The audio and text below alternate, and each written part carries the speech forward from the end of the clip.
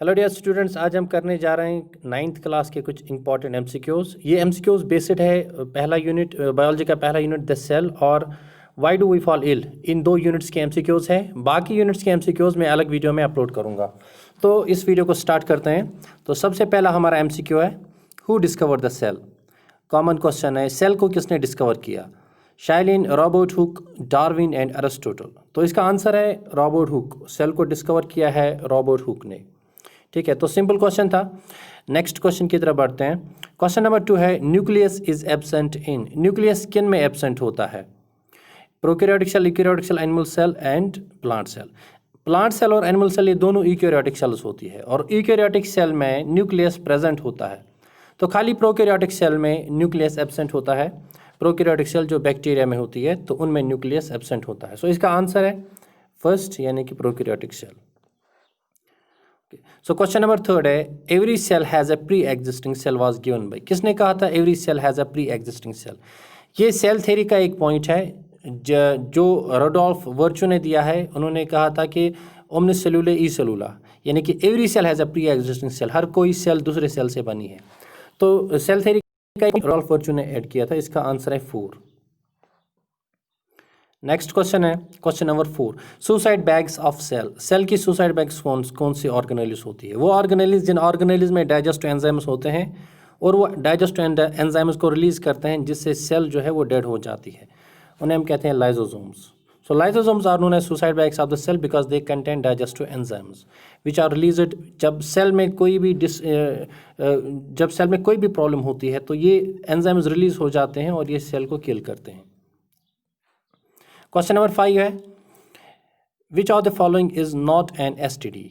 इनमें कौन सी डिजीज़ है जो एसटीडी नहीं है? STD means sexually transmitted disease. तो इनमें आपको देखना है कि एसटीडी कौन सी डिजीज़ नहीं है, कौन सी डिजीज़ सेक्सुअली ट्रांसमिटेड डिजीज़ नहीं है। अब देखिए एचपीवी, तो एचपीवी एक सेक्सुअली ट्रांसमिटेड डिजीज़ है, एक वायरल डिजीज़ है। ठीक है।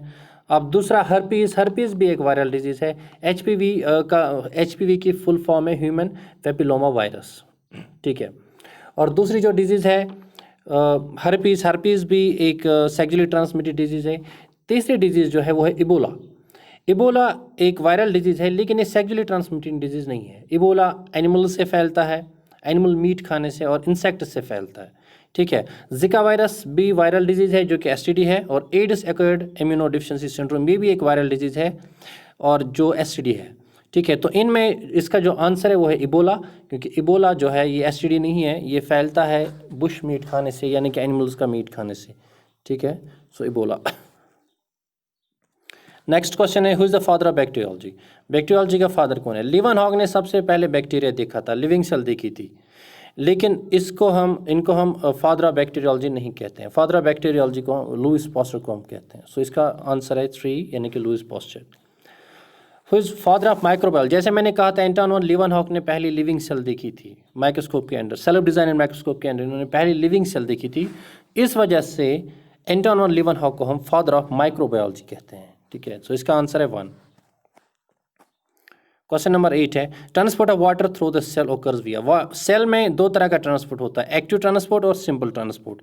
एक्टिव ट्रांसपोर्ट में एनर्जी यूज होती है। ठीक है। एक्टिव ट्रांसपोर्ट में एनर्जी यूज और पैसिव ट्रांसपोर्ट में कोई एनर्जी यूज नहीं होती है। ठीक है। अब पैसिव ट्रांसपोर्ट जो है उसके अलग अलग टाइप्स है। डिफ्यूजन जो है ये पैसिव ट्रांसपोर्ट का ही एक टाइप है। डिफ्यूजन के अलग अलग टाइप्स है, सिंपल डिफ्यूजन और फैसिलिटेटेड डिफ्यूजन। सिंपल डिफ्यूजन वो डिफ्यूजन होता है जो जब कोई चीज़ जो है वो नॉर्मली डायरेक्टली सेल के अंदर डिफ्यूज हो जाए या सेल से बाहर आ जाए। फैसिलिटेटेड डिफ्यूजन वो डिफ्यूजन होता है जिसमें कोई प्रोटीन यूज़ होता है किसी चीज़ को सेल के अंदर ले जाने में, सेल के बाहर ले जाने में। अब जो वाटर है ये डायरेक्टली सेल के अंदर चला जाता है और डायरेक्टली सेल के बाहर आ जाता है। तो वाटर जो है ये मूव करता है सेल में थ्रू सिंपल डिफ्यूजन। ठीक है। थ्रू एक्वापोरिनस जो वाटर चैनल्स होती है, एक्वापोरिनस जिन्हें हम कहते हैं, उनके थ्रू सिंपल डिफ्यूजन होता है। सो इसका आंसर है 2। Question number 9, which are the following is known as Hansen's disease. इनमें से किस डिजीज को हैंसन्स डिजीज कहते हैं? हैंसन्स डिजीज लेप्रोसी को कहते हैं। लेप्रोसी एक एयरबॉर्न रेस्पिरेटरी डिजीज है। ठीक है। इसको हम दूसरा नाम देते हैं हैंसन्स डिजीज। सो इसका सही आंसर है लेप्रोसी। ठीक है। क्वेश्चन नंबर 10 है, श्रिंकेज ऑफ सेल। जब सेल से वाटर निकल जाता है तो सेल जो है श्रिंक हो जाती है। When the cell loses water the cell get shrinked, और उस प्रोसेस को हम कहते हैं प्लाज्मोलिसिस। प्लाज्मोलिसिस होता है जब सेल वाटर लूज करती है। इसका अपोजिट है डीप्लाज्मोलिसिस। डीप्लाज्मोलिसिस होता है जब सेल वाटर गेन करती है। और ऑस्मोसिस क्या होता है? ऑस्मोसिस होता है जब सेलेक्टिवली परमेबल मेम्ब्रेन के थ्रू वाटर ट्रांसपोर्ट होता है, उसे हम ऑस्मोसिस कहते हैं। ठीक है, ऑस्मोसिस डिफ्यूजन है, स्पेशल केस है डिफ्यूजन का, लेकिन श्रिंकेज ऑफ सेल को हम प्लाज्मोलिसिस कहते हैं। सो इसका आंसर 1 है। ओके, सो नेक्स्ट क्वेश्चन है हमारा important question, middle lamella is mostly composed of. Middle lamella क्या होता है? जो दो सेल्स के, प्लांट सेल्स के बीच में मटेरियल होता है, सीमेंटिंग मटेरियल होता है, उसे हम मिडल लैमेला कहते हैं। मिडल लैमेला किस चीज़ का बना होता है? मिडल लैमेला बना होता है कैल्शियम पैक्सिनेट का, यानी कि इसमें जो मटेरियल होता है सबसे ज़्यादा वो होता है पैक्टिन। सो इसका आंसर है 3, पैक्टिन। क्वेश्चन नंबर 12 है काला अजहर। काला अजहर एक फेमस डिजीज़ है। काला अजहर को हम दूसरा नाम बोलते हैं ब्लैक फीवर। ठीक है, ब्लैक फीवर कैसे फैलता है? ना तो ये एसटीडी है, ना तो ये फूड एंड वाटर से फैलता है, ना तो ये फिजिकल टच से फैलता है। सो इसे फैलाता है इंसेक्ट्स यानी कि सैंड फ्लाई। सो 1 इसका आंसर है। Okay, this was our question number 12। अब question number 13, who among the following won the Nobel prize in 1906 in physiology. मशहूर है कैमिलो गोल्गी, जिन्होंने गोल्गी एपैरेट्स जो है वो डिस्कवर किया है। गोल्गी एपैरेट्स डिस्कवर होने पे इनको नोबेल प्राइज़ मिला है 1906 में। सो इसमें क्लियर है, यहाँ पे फिजियोलॉजी दिया है, एक्चुअली यहाँ पे सेल फिजियोलॉजी, फिजियोलॉजी का मतलब है सेल फिजियोलॉजी। इन्होंने सेल में नोबेल प्राइज़ लिया है 1960 में for the discovery of Golgi apparatus, जिसे हम कहते हैं या गोल्गी बॉडीज़ कहते हैं उन्हें। नेक्स्ट है Indian scientist V Ramakrishnan won Nobel prize in 1974 for his work. Indian scientist Ramakrishnan ने किस चीज़ के लिए नोबेल प्राइज़ लिया है? रामाकृष्णन ने नोबेल प्राइज़ लिया है to discover the process of synthesis of proteins, mechanism of synthesis of protein, कैसे सिंथेसाइज होता है, उनका मैकेनिज्म क्या है। अब प्रोटीन्स कहाँ पे सिंथेसाइज होते हैं? ना तो प्रोटीन सिंथेसाइज होते हैं एंडोप्लाज्मिक रेटिकुलम में, ना तो ये सिंथेसाइज होते हैं गोल्गी एपैरेट्स में, ना माइटोकॉन्ड्रिया में। जो main site of protein synthesis है वो है राइबोसोम्स। सो रामाकृष्णन को राइबोसोम्स में प्रोटीन सिंथेसिस पे नोबेल प्राइज़ मिला है 1974 में। ठीक है, फोटोसिंथेसिस ऑकर्स इन, सिंपल सा क्वेश्चन है, फोटोसिंथेसिस कहाँ पे होता है? लाइजोसोम्स, जैसे कि आपने ऑलरेडी पढ़ा, लाइजोसोम्स क्या होते हैं? Suicide wags. वैक्यूल्स जो है ये वाटर को स्टोर करते हैं, फूड को स्टोर करते हैं। माइटोकॉन्ड्रिया, इसे हम पावर हाउस ऑफ सेल कहते हैं, ये एटीपी जनरेट करता है। रहा यहाँ पे प्लास्टिड, प्लास्टिड जो है ये, इसमें क्लोरोफिल प्रेजेंट होता है और यही प्लांट को मदद करता है फोटोसिंथेसिस में। ठीक है, सो इसका आंसर है 2। नेक्स्ट क्वेश्चन है साइट फॉर प्रोटीन सिंथेसिस। जैसे कि मैंने अभी कहा, प्रोटीन सिंथेसिस कहाँ पे होता है? वो राइबोसोम में होता है। ठीक है, राइबोसोम साइटोप्लाज्म में भी होते हैं, लेकिन राइबोसोम न्यूक्लियस में भी होते हैं, राइबोसोम रफ एंडोप्लाज्मिक रेटिकुलम के साथ भी अटैच्ड होते हैं। सो यहाँ पे जो आंसर आएगा वो आएगा राइबोसोम, क्योंकि कहीं पे भी राइबोसोम ही प्रोटीन सिंथेसिस करते हैं।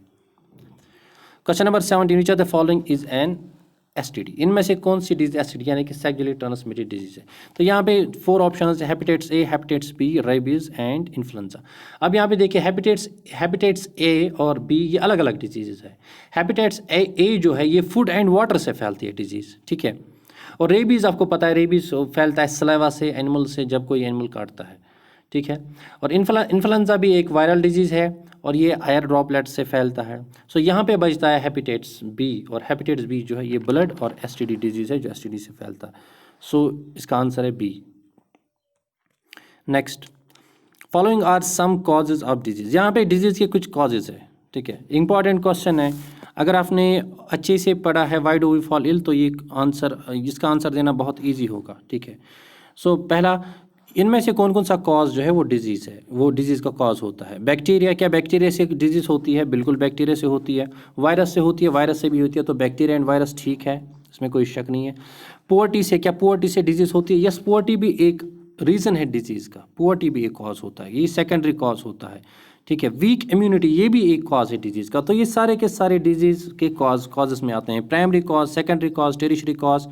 प्राइमरी कॉज मान लो बैक्टीरिया या वायरस है, सेकेंडरी कॉज मान लो कि इम्यूनिटी है, वीक इम्यूनिटी है, टेरिशरी कॉज मान लो कि पुअर्टी है। ठीक है, ये सारे के सारे कॉजेज हैं। सो बी भी ठीक है। अब सी पे आते हैं। सी है bacteria and social abuse. Bacteria से डिजीज़ होती है, लेकिन सोशल एब्यूज़ से तो डिजीज़ नहीं होती है।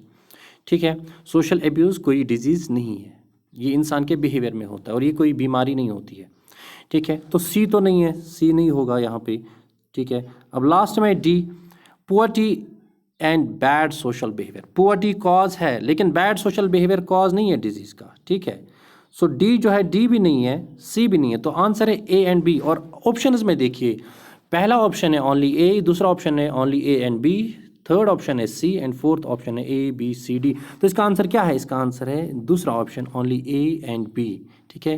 That means bacteria, virus, poverty and weak immunity, these are the causes of diseases. Second answer. अब question number 19, the connections between two cells is known as. जो सेल्स के बीच में, प्लांट सेल्स के बीच में कनेक्शंस होते हैं उनको हम क्या बोलते हैं? देखिए, प्लाज्मा जेल और प्लाज्मोसोल, ये जो है ये साइटोप्लाज्म के पार्ट्स होते हैं, inner part and outer part. Plasmogel and plasmosol, these are the parts of cytoplasm, ठीक है। तो ये दो तो नहीं है, प्लाज्मोजेल प्लाज्मोसोल ये नहीं है। अब यहाँ पे प्लाज्मोलेमा, प्लाज्मोलेमा क्या है? Plasmolemma it is an another name of plasma membrane. Plasma membrane को हम प्लाज्मोलेमा भी कहते हैं, इसे प्लो ने प्लाज्मोलेमा कहा था, ठीक है। तो यहाँ पे बचता है प्लाज्मोडेस्माटा। सो 2 जो है, 2 इसका आंसर है, प्लाज्मोडेस्माटा इसका आंसर है। और जो कनेक्शन होते हैं दो सेल्स के बीच में उसे प्लाज्मोडेस्माटा कहते हैं। क्वेश्चन नंबर 20, ये भी इंपॉर्टेंट क्वेश्चन है, डिप्थेरिया कैसे फैलता है? डिप्थेरिया हम देखेंगे एक बैक्टीरियल डिजीज़ होती है, बैक्टीरियल डिजीज़, ठीक है। और ये बैक्टीरियल डिजीज़ नॉर्मली मॉस्किटो से नहीं फैलती है, ठीक है। तो यहाँ पे आप मॉस्किटो पहले ही कैंसिल करेंगे। नॉर्मली कोई भी बैक्टीरियल डिजीज़ यूजुअली मॉस्किटो से बहुत कम फैलती है, बैक्टीरियल डिजीज़, जबकि वायरल डिजीज़ जो है वो बैक्टीरिया से फैलती है, बहुत सारी वायरल डिजीज़, ठीक है। सॉरी मॉस्किटो से फैलती है। तो यहाँ पे मॉस्किटो हम कैंसिल करेंगे। अब यहाँ पे हैं किसिंग, ठीक है, यानी कि फिजिकल टच। दूसरा ऑप्शन है एयर एंड डायरेक्ट कॉन्टैक्ट। तीसरा ऑप्शन है फूड एंड वाटर। तो डिप्थेरिया जो है ये फैलता है एयर एंड डायरेक्ट कॉन्टैक्ट से, ये एयर से फैलता है और डायरेक्ट कॉन्टैक्ट से फैलता है, ठीक है। ये फूड एंड वाटर से नहीं फैलता है, फूड एंड वाटर से कॉलरा, टाइफाइड फैलता है। Next, F1 particles. F1 particles कहाँ पे होते हैं? F1 particles are attached to the inner membrane of the mitochondria. जो माइटोकॉन्ड्रिया की 2 मेम्ब्रेन्स होती है, इनर मेम्ब्रेन्स पे पार्टिकल्स होते हैं जहाँ पे ATPs प्रोड्यूस होते हैं, तो उन्हें हम F1 पार्टिकल्स कहते हैं। और इसका आंसर होगा C, यानी कि mitochondria. Question number 22, the cell wall of fungus contain. ये इंपॉर्टेंट है क्योंकि फंगस के सेल वॉल में एक ऐसा चीज़ पाया जाता है जो किसी और ऑर्गेनिज्म के सेल वॉल में नहीं पाया जाता है। प्लांट्स में वो नहीं पाया जाता, इस वजह से प्लांट्स को हमने अलग ग्रुप में रखा और फंगस को हमने अलग ग्रुप में रखा। पहले प्लांट्स और फंगस एक ही ग्रुप माना जाता था, लेकिन जब ये चीज़ डिस्कवर हुआ उसके बाद हमने फंगस को अलग ग्रुप में रखा। हमने कहा कि ये प्लांट्स से डिफरेंट है, तो वो क्या है? वो है काइटिन, ठीक है। तो पैक्टिन आपने देखा, पहले ही क्वेश्चन में आया था। पैक्टिन प्लांट सेल्स में होता है, सेल्यूलोज प्लांट सेल्स में होता है, केराटिन एनिमल स्किन में जो होता है, इनमें एनिमल सेल्स में केराटिन पाया जाता है, जैसे कि हमारे नेल्स होते हैं। काइटिन जो है ये फंगस के सेल वॉल में पाया जाता है, ठीक है। नेक्स्ट क्वेश्चन की तरफ बढ़ते हैं। Question number 23, which are the following statements is incorrect. इनमें से देखना आपको इनकरेक्ट कौन सा क्वेश्चन स्टेटमेंट है। ये इंपॉर्टेंट क्वेश्चन है, यहाँ पे इसे समझना है यहाँ पे। और क्वेश्चन में आप देखिए यहाँ पे इनकरेक्ट है। इनकरेक्ट मीन्स आपको देखना है इन 4 स्टेटमेंट्स में कौन सा स्टेटमेंट इनकरेक्ट है। इसका मतलब ये होगा कि इनमें से जो 3 स्टेटमेंट्स होंगे वो बिल्कुल करेक्ट होंगे, ठीक है। तो एक इनमें इनकरेक्ट होगा और वही इसका आंसर है। यहाँ पे क्वेश्चन भी आपको समझना है पहले अच्छे से, आपको इनकरेक्ट ढूंढना है, न कि करेक्ट ऑप्शन, ठीक है, क्योंकि करेक्ट तो यहाँ पे 3 ऑप्शन है। पहला हम देखेंगे health is complete wellbeing physically, mentally and socially. तो ये ठीक है, ये तो ठीक है, इसमें कोई शक नहीं है। जब इंसान फिजिकली, मेंटली, सोशली फिट होता है हम उसे हेल्दी पर्सन कहते हैं, ठीक है, ये ठीक है। सेकंड ऑप्शन है a person who is free from disease, free from all disease isn't always a healthy person. एक इंसान जो डिजीज से फ्री होता है वो हमेशा हेल्दी नहीं होता, ये भी ठीक है, क्योंकि अगर एक इंसान डिजीज से फ्री है लेकिन उसका सोशल बिहेवियर अच्छा नहीं है तो हम उसे हेल्दी पर्सन नहीं कहते हैं। सिर्फ खाली डिजीज से फ्री होना, उससे इंसान हेल्दी नहीं बनता है। इंसान को हेल्दी होने के लिए फिजिकली भी फिट होना चाहिए, मेंटली भी फिट होना चाहिए और सोशली भी फिट होना चाहिए। तो ये भी ठीक ऑप्शन है, ठीक है। अब आ जाइए आप 4th ऑप्शन, डी ऑप्शन पे, क्लीन सराउंडिंग। पहले सी ऑप्शन देखते हैं। A person can be called healthy if his social behaviour isn't good. एक पर्सन को हम हेल्दी कह सकते हैं अगर उसका सोशल बिहेवियर ठीक नहीं है, तो ये ऑप्शन गलत है। किसी भी इंसान का जिसका सोशल बिहेवियर ठीक नहीं होता उसे हम हेल्दी पर्सन नहीं कह सकते, उसे हम अनहेल्दी पर्सन कहते हैं। यहाँ पे क्या बताया गया है, यहाँ पे बताया गया है कि एक पर्सन को हम हेल्दी पर्सन कह सकते हैं अगर उसका सोशल बिहेवियर इजंट गुड, उसका सोशल बिहेवियर ठीक नहीं है। सो ये गलत ऑप्शन है, this is wrong. D option पे आते हैं, clean surrounding is a necessary condition for good health. Good health, अच्छे सेहत के लिए सराउंडिंग, अपना आसपास साफ होना ज़रूरी है। तो ये भी ठीक है। तो इसमें से 3 ऑप्शन ठीक है, एक ऑप्शन गलत है, सी ऑप्शन। और हमें फाइंड करना था कौन सा ऑप्शन इनकरेक्ट है, तो इसका आंसर है सी। ठीक है। Next, if a person is suffering from jaundice, which body part is likely infected. जो आपका tissue and organ, tissue specific and organ specific manifestation है आपके सिलेबस में, उसी में से ये क्वेश्चन निकाला गया है। इजी क्वेश्चन है कि अगर किसी इंसान को जॉन्डिस बीमारी हुई है तो बॉडी का कौन सा ऑर्गन उसका जो है वो इन्फेक्टेड है। देखिए, ब्रेन से तो जॉन्डिस नहीं होता है, लिवर से जॉन्डिस नहीं होता है, लंग से जॉन्डिस नहीं होता है, हार्ट से जॉन्डिस नहीं होता है, लिवर से जॉन्डिस होता है। लिवर में जब बिलिरुबिन की क्वांटिटी ज़्यादा हो जाती है, जमा हो जाती है, ठीक है, और लिवर जो एक्सक्रीटरी वेस्ट होता है बिलिरुबिन, उसे बाहर नहीं निकाल पाता है और वो बॉडी में जमा हो जाता है, तो पूरी बॉडी जो है वो येलो हो जाती है, बॉडी का कलर येलो हो जाता है और वो एक डिजीज़ हो जाती है जिसे हम जॉन्डिस कहते हैं। ठीक है। सो जॉन्डिस में इंसान का लिवर इन्फेक्टेड होता है। सो इसका ऑप्शन 3 होगा। 25वां क्वेश्चन है। ठीक है। सो यहाँ पे ये इजी क्वेश्चन है, लेकिन इसमें आपको देखना है कि क्वेश्चन में यहीं से आपको बताया गया है, आपको सिर्फ यहाँ पे साइंटिस्ट का नाम बताना है। ठीक है। आपको सेडिमेंटेशन को ऑप्शन नहीं देखना है क्योंकि वो क्वेश्चन में ही दिया गया है। There are 2 types of ribosome. Ribosomes के 2 टाइप्स होते हैं, 70S एंड 80S। ठीक है, ये आपके बुक में ऑलरेडी है। 70S बैक्टीरिया में होता है, प्रोकैरियोटिक सेल्स में होता है, और 80S यूकैरियोटिक सेल्स में होता है।